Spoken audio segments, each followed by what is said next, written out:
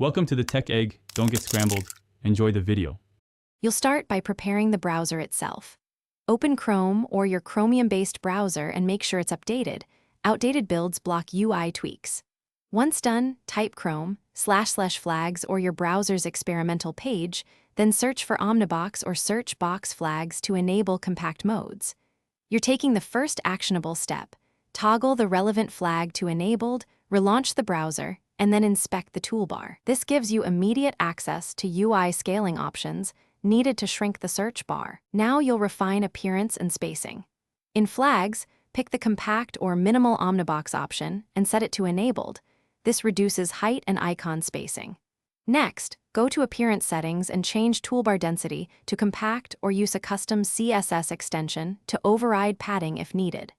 Once toggled, relaunch the browser and compare desktop and mobile views to ensure consistent results.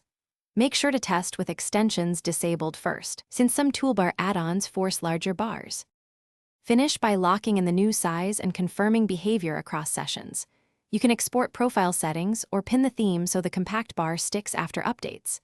If the search bar reverts, disable extensions one by one. Toolbar or UI mods are common culprits, and reapply the compact flag.